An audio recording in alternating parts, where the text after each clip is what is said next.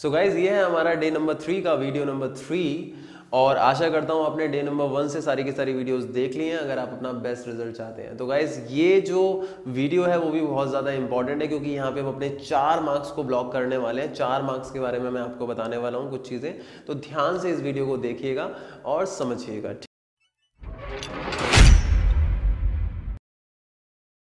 So guys अगर मैं बात करता हूँ पोएम की, सबसे पहले मैं आपको बता दूं कि जो पोएम है, जितनी भी आपकी पोएम्स हैं, उसमें 2 तरीके के जो क्वेश्चंस हैं वो अराइज होंगे। एक तो शॉर्ट क्वेश्चंस में आपके पोएम के क्वेश्चन अराइज हो सकते हैं, ठीक है, तो उसके लिए तो हम जो पोएम की एक्सप्लेनेशन करेंगे वो कर सकते हैं और भी मैं बता दूंगा चीज़ें, ठीक है। और एक आपका जो क्वेश्चन होता है वो आरटीसी होता है। आरटीसी का मतलब होता है reference to context. It means जो पोएम का स्टैंजा है उसके बेसिस पे कुछ क्वेश्चंस गिवन होते हैं, ठीक है। लेकिन यहाँ पे अब होता क्या है कि कई बार जो बच्चे हैं वो आरटीसी को अनसीन पैसेज समझ लेते हैं। इसका मतलब कि वो स्टैंजा जो गिवन होता है, जैसे अनसीन पैसेज में क्वेश्चंस गिवन होते हैं ना, उसको वर्ड को ढूंढ के वहां से टेप के लिख दिया, सेम तरीके से वो यहाँ पे करते हैं कि कोई भी वर्ड क्वेश्चन में दे रखा है, वहां से लाइन देखी, पोएम की एज इट इज लाइन लिख दी। आप सोच रहे हो कि ऐसा भी कोई हो सकता है? भाई एक से एक बंदा होता है इस दुनिया में, ठीक है। तो ये ऐसा नहीं होता। आरटीसी का मतलब होता है कि वो स्टैंजा गिवन है, एक क्लू है उस पोएम का, या फिर मैं कहूँ वो स्टैंजा जो है उसका पर्टिकुलर एनालिसिस जो है पोएम को लेके, वो आपको उस क्वेश्चन के बेसिस पे लिखना है जो आपको गिवन है। तो आपने जो पोएम पढ़ी है, ओवरऑल आपका जो एनालिसिस है उसके बेसिस पे उस क्वेश्चन को आंसर करना है या उस स्टैंजा के एनालिसिस पे आंसर करना है। ऐसा नहीं कि बस कुछ उठा के लिख दिया, ठीक है। अब आरटीसी में क्वेश्चंस किस किस चीज के आ सकते हैं वो आपको पता होना चाहिए। कुछ क्वेश्चंस तो ऐसे हैं जो आप डायरेक्टली ब्लॉक कर सकते हो अपने मार्क्स को, ठीक है। जैसे कि एक है गाइस पोएम एंड पोएट, ये बहुत ज्यादा आता है, आपने देखा होगा अपने प्री बोर्ड में फर्स्ट टर्म में काफी बार आता है। तो एक मार्क्स बहुत जरूरी है आपके लिए। कहते हैं ना कि बूंद बूंद से घड़ा भरता है या बूंद बूंद से सागर बढ़ता है, बहुत सारी कहावतें हैं। तो अब इनको काम में लाने का वक्त आ गया है। तो एक मार्क्स से आपके 100 मार्क्स बनते हैं, ठीक है। तो एक ये मत सोचना कि यार ये 1 मार्क ही तो है, एक करके तो पता नहीं कितने गवा दोगे तुम लोग, ठीक है। तो एक मार्क इंपॉर्टेंट है। तो पोएम एंड पोएट का नाम सबका पता होना चाहिए। और देखो पोएम का नाम पता करने के लिए जरूरी है कि आपको कंटेंट भी पता हो। पोएम का कंटेंट नहीं पता होगा तो कैसे पता लगाओगे स्टैंजा कौन सी पोएम का है? तो एक बार स्टैंजास को जरूर पढ़ लेना, ठीक है। कुछ क्वेश्चंस आते हैं गाइस फिगर ऑफ स्पीच के। फिगर ऑफ स्पीच जिसको पोएटिक डिवाइस भी कहते हैं, लिटरेरी डिवाइस भी कहते हैं। स्टैंजा के नीचे क्वेश्चन में गिवन होता है कि भाई name the figure of speech used in the poem. काफी सारे बच्चों को तो समझ नहीं आता, उनके तोते उड़ जाते हैं, ठीक है। तो गाइस फिगर ऑफ स्पीच जो है उसके बारे में भी पता होना चाहिए, ठीक है। वो मैं जैसे जैसे पोएम कराऊंगा तो हर एक पोएम के अंदर भी फिगर ऑफ स्पीच बता सकता हूँ। और हालांकि मैं इस वीडियो के अंदर भी अभी आपको आगे फिगर ऑफ स्पीच के बारे में बताने वाला हूँ, ठीक है। और गाइस फिर आते हैं आपके वर्ड मीनिंग्स। वर्ड मीनिंग्स का मतलब ये होता है कि जो भी पोएम है उसके अंदर जितने भी वर्ड्स हैं उनके मीनिंग पता होने चाहिए। अब मीनिंग का मतलब ये नहीं है कि हिंदी में मीनिंग रट के बैठ गए। अरे भाई हिंदी में थोड़ी लिखोगे, वहाँ पे इंग्लिश में वर्ड होना चाहिए ना, वहाँ कोई सिमिलर वर्ड होना चाहिए जो उसके सामने वो लिखोगे, ठीक है। तो मीनिंग पता होने चाहिए, वो भी इंग्लिश के अंदर वर्ड्स होने चाहिए, ताकि वहाँ पे अगर कोई वर्ड दे रखा है कि भाई what is the meaning of this word, what is the meaning of this word, तो उसका आप आंसर लिख दो। तो मेरा मानना है गाइस ये 3 जो चीजें हैं ये तो आप बहुत आसानी से ब्लॉक कर सकते हो। ये 3 मतलब 4 में से 3 मार्क्स तो बहुत आसानी से आप ब्लॉक कर सकते हो फिक्स, क्योंकि ये फिक्स चीजें आनी है और फिक्स आप रट भी सकते हो एक तरीके से चीजों को, ठीक है। लेकिन यहाँ पे अगर मैं एक्सप्लेनेशन की बात करूं तो एक्सप्लेनेशन का मतलब है लाइन टू लाइन एक्सप्लेनेशन। मतलब पोएम में जो हर एक लाइन है उसका एक्सप्लेनेशन आपको पता होना चाहिए। अब वहाँ हिंदी अनुवाद नहीं लेना कि भाई हिंदी वाली बुक में पढ़ा था मैंने कि भाई fisherman the man gathering salt will look at his hurt hands, मतलब जो बंदा नमक इकट्ठा कर रहा है वो अपने घाव भरे हाथों को देख पाएगा। अरे भाई हिंदी अनुवाद नहीं करना वहाँ पे, मतलब यहाँ पे उसके पीछे का जो शेड है मीनिंग का वो आपको पता होना चाहिए। कीपिंग क्वाइट में जब ये लाइन आती है कि the man gathering salt will look at his hurt hands, इसका मतलब जो लोग जो अपनी लाइफ में काफी सफरिंग को फेस कर रहे हैं ना, उनको भी चैन की सांस लेने का मौका मिल जाएगा जब हम शांत होंगे थोड़े समय के लिए। तो उसके पीछे का जो शेड ऑफ मीनिंग है वो पता होना चाहिए। तो ये हर एक इंसान को पता नहीं होता। जिसने पोएम बहुत डीपली पढ़ रखी है शायद उसको भी ये समझ में आ जाएगा। तो अगर आपको देखनी है सारी पोएम की जो डीप एनालिसिस अलग से हमारी प्लेलिस्ट में है, आप चाहो तो देख सकते हो, ठीक है। सो गाइज इसके लिए अगर आपको देखनी है देख लो, वरना इसको तो अभी भूल जाओ। मेनली ये 3 चीजें हैं जिसमें से इस वीडियो के अंदर मैं आपको 2 चीजों के बारे में बता रहा हूँ, एक पोएम और पोएट के बारे में और एक फिगर ऑफ स्पीच के बारे में।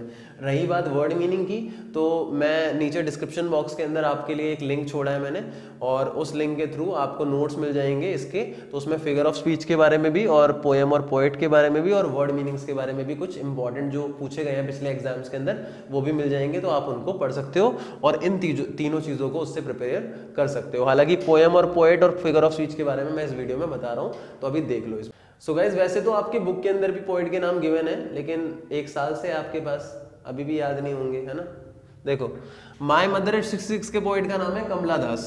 Elementary school classroom in slum के पोएट का नाम है स्टीफन स्पेंडर। कीपिंग क्वाइट के पोएट का नाम है Pablo Neruda. Thing of beauty के पोएट का नाम है John Keats. Aunt Jennifer tiger का नाम है Adrienne Rich. Again, my mother at 66 के पोएट का नाम है Kamala Das. Elementary school classroom in slum के पोएट का नाम है स्टीफन स्पेंडर। कीपिंग क्वाइट के पोएट का नाम है Pablo Neruda. Thing of beauty के पोएट का नाम है जॉन कीट्स, और एड्रियन रिच है आपका आंट जेनिफर टाइगर। तो ये आपको जरूर याद होने चाहिए, इवन इनकी स्पेलिंग्स भी याद होनी चाहिए। सो गाइज, ये तो गलती से भी मत सोच लेना कि आपको सारी की सारी फिगर ऑफ स्पीच आज ही पता चल जाए, क्योंकि बहुत सारी फिगर ऑफ स्पीचेस होती हैं और आप उनको तभी पढ़ सकते हो जब आप लिटरेचर में इंटरेस्टेड हो। आगे जाके लिटरेचर करोगे तो आपको पता चलेगा इसके बारे में। अभी मैं आपको उनके बारे में बता रहा हूँ जो आपके कोर्स में यूज हुई है, और उनमें से भी मेनली आपको दो ज़्यादा याद रखनी है जो बार बार यूज हुई है और ज़्यादातर पूछी जाती है, ठीक है। तो गाइज, सबसे पहले है आपकी सिमली, दूसरी है एलिट्रेशन। आपको पता होगा सिमली एक पोइटिक डिवाइस या फिगर ऑफ स्पीच होती है जिसका यूज किसी चीज़ के किसी दूसरी चीज़ से कंपैरिजन मतलब तुलना करने के लिए किया जाता है, ठीक है। इसका इस्तेमाल तो ज़्यादातर सारी की सारी पोएम्स में हुआ है। पहली पोएम जो है माय मदर एट 66, उसमें भी आप देख सकते हो पोएट अपनी मदर के फेस का कंपैरिजन कॉप से करती है, फिर लेट विंटर मून से करती है। अब पता कैसे चलेगा आपको? कुछ नहीं करना, बस याद कर लो कि किसी भी पोएम के स्टैंजा में आपको गलती से कहीं पे भी एक जगह पे एज या लाइक वर्ड दिख जाए तो वो आपका क्या होगा? सिमली होगा। समझ में आ गया? क्लियर?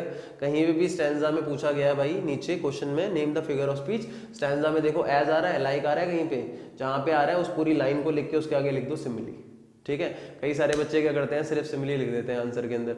अब होता क्या है, कई बार गलत हो जाता है, क्योंकि जरूरी थोड़ी है कि एक स्टैंजा में एक ही पोएटिक डिवाइस हो, एक लाइन में एक ही पोएटिक डिवाइस हो, एक लाइन में दो भी तो हो सकती हैं। फॉर एग्जाम्पल, आप एलिमेंट्री स्कूल का एग्जाम्पल ले लो, आपकी जो सेकंड पोएम है उसकी पहली लाइन देखो क्या लिखी है, far far from gusty waves these children faces like rootless weeds. अब देखो फार फार फ्रॉम, यहाँ तो रिपीटिशन भी आ गई, एलिट्रेशन भी आ गई और सिमली भी आ गई।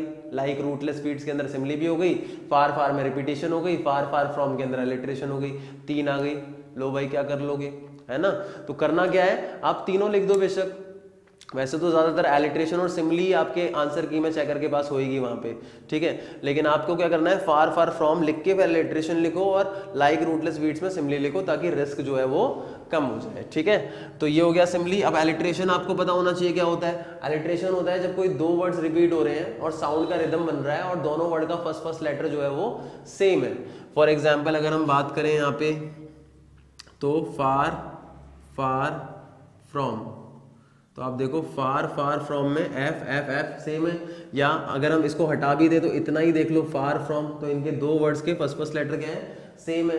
तो ये आपका क्या है, एलिट्रेशन है। ऐसे ही आंट जेनिफर टाइगर में एक जगह आता है चिवेलरिक सर्टेनिटी वर्ड फर्स्ट स्टैंजा में लास्ट में, तो वो भी आपका एलिट्रेशन है। बहुत सारे एग्जाम्पल हैं इस तरीके से, ठीक है। तो आप देख सकते हो, मैंने जो नीचे PDF दिया है उसमें सारा गिवन है, ठीक है। और गाइज, रिपीटिशन का मतलब होता है जहां पे दो वर्ड लगातार रिपीट हुए, जैसे ये फार फार जो है वो रिपीटिशन का एग्जांपल है, इसके अलावा भी है। लेकिन मैं आपको यही कहूंगा कि मेनली इन दोनों को पढ़ लो, क्योंकि ज्यादातर आंसर में यही गिवन होता है, चाहे कितनी भी पोएटिक डिवाइसेस यूज की जा रही हो, लेकिन बार बार यही दे रखा है हर जगह पे, चाहे वो आपका एग्जाम आइडिया हो, चाहे अरिहंत हो, चाहे कोई भी किताब हो, यही दे रखा है, इवन सैम्पल पेपर्स के अंदर भी, ठीक है। तो मेनली ये दो प्रिपेयर कर लो, ठीक है। अगर कोई तीसरी चौथी भी आ रही है तो लिख दो, मेंशन कर दो उसके अंदर आंसर में, लेकिन मेनली ये दो आपके लिए सबसे इंपॉर्टेंट है। अगर तीन आ रही है, दो आ रही है, तो पहले आप इन दो को ही कंसिडर करोगे, ठीक है। ऐसे ही मेटाफर होता है आपका किसी भी चीज का जो एक्स्ट्रा ऑर्डिनरी डिस्क्रिप्शन होता है। अगर मैं मेटाफर की बात करूं तो गाइस, ज्यादातर ये कहाँ पे यूज हुआ है, एलिमेंट्री स्कूल में यूज हुआ है। मेटाफर जो है वो एलिमेंट्री स्कूल में यूज हुआ है, तो देख सकते हो नीचे कहाँ यूज हुआ है, याद कर लेना। अब देखो पन है, पन तो सिर्फ एक ही जगह यूज किया गया है यहाँ पे। कीपिंग क्वाइट पोएम के अंदर एक जगह पे एक वर्ड यूज होता है, आर्म्स। कई बार क्वेश्चन डायरेक्टली पूछ लिया जाता है कि भाई पन कहाँ पे शो किया गया है स्टैंजा में। अब बच्चे कंफ्यूज हो जाते हैं, भाई पन क्या होता है, फन क्या होता है, ठीक है। तो ये पन जो है आर्म्स में यूज हुआ है। पन का मतलब क्या होता है, जब किसी भी एक वर्ड के दो शेड्स ऑफ मीनिंग होती है, अ सिंगल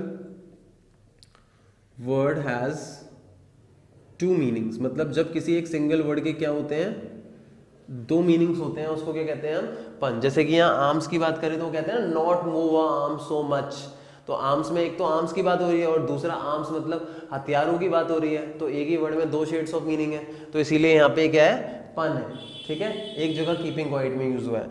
अब पर्सोनिफिकेशन की बात करते हैं गाइज। पर्सोनिफिकेशन कहते हैं मानवीयकरण को। मानवीयकरण मतलब जब किसी भी ह्यूमन में या एनिमल में, सॉरी ह्यूमन बोल रहा हूँ, नॉन लिविंग थिंग में या किसी एनिमल में जब हम ह्यूमन की क्वालिटी को बिल्डअप करके शो करते हैं ना, तो उसको मानवीकरण मतलब पर्सोनिफिकेशन कहते हैं, पर्सोनिफाई किया जाता है। अगेन बता रहा हूँ, किसी भी नॉन लिविंग चीज़ में, एनिमल में जब ह्यूमन की क्वालिटी को दर्शाया जाता है तो वो पर्सोनिफिकेशन होता है। जैसे कि गाइज आप देख सकते हो माय मदर एट 66 में एक जगह पे वर्ड यूज होता है स्प्रिंटिंग ट्रीज। तो स्प्रिंटिंग ट्रीज क्या है, पर्सोनिफिकेशन, क्योंकि स्प्रिंटिंग का मतलब होता है मूविंग और ट्रीज मूविंग, तो ट्री तो नॉन लिविंग है, मूव तो करते नहीं है। अब भाई ये गंदी सी एक्सप्लेनेशन मत देना, सर सांस तो लेते हैं ना ट्रीज, अरे भाई मोशनलेस तो है, ठीक है। तो स्प्रिंटिंग ट्रीज मतलब मूविंग ट्रीज, तो यहाँ पे ट्रीज जो कि मोशनलेस होते हैं उनको मूव करते हुए यहाँ पे शो किया गया है पोएम में, स्प्रिंटिंग ट्रीज में, तो ये क्या है, पर्सोनिफिकेशन है। ऐसे आंट जेनिफर टाइगर में भी यूज हुआ है, जहाँ पे आंट जेनिफर जो एम्ब्रॉयड कर रही होती है टाइगर्स को, तो वो क्या करती है, वो टाइगर्स के बारे में बोलती है कि भाई they are sleek, they pace in sleek chivalric certainty, तो प्राउड बताया गया है ह्यूमन की तरह उनको, टाइगर्स को, मतलब जो ह्यूमन की क्वालिटीज होती हैं, चिवैलरिक होना, सर्टेन मतलब कॉन्फिडेंट होना, चिवैलरिक, स्लीक मतलब प्राउड मूवमेंट करना, तो ये सारी ह्यूमन की जो क्वालिटीज हैं वो टाइगर्स में दिखाई गई हैं जो कि एनिमल्स हैं, तो वहाँ पे भी पर्सोनिफिकेशन यूज हुआ है। तो गाइज आई होप आपको ये पोएटिक डिवाइसेस समझ में आ गई होंगी। अगेन डिस्क्रिप्शन बॉक्स में से वो कंटेंट डाउनलोड कर लीजिए ताकि आपको इसके पूरे नोट्स मिल जाएं और उसको अच्छे से पढ़ लीजिए। तो गाइज ये था आपका क्या था, वीडियो नंबर 3, डे नंबर 3। जहर की तरह, आग की तरह, पानी की तरह, शोले की तरह, जैसे भी फैलाना है इस वीडियो को फैला दो अपने फ्रेंड्स के साथ, और सब्सक्राइब करना मत भूलना चैनल को।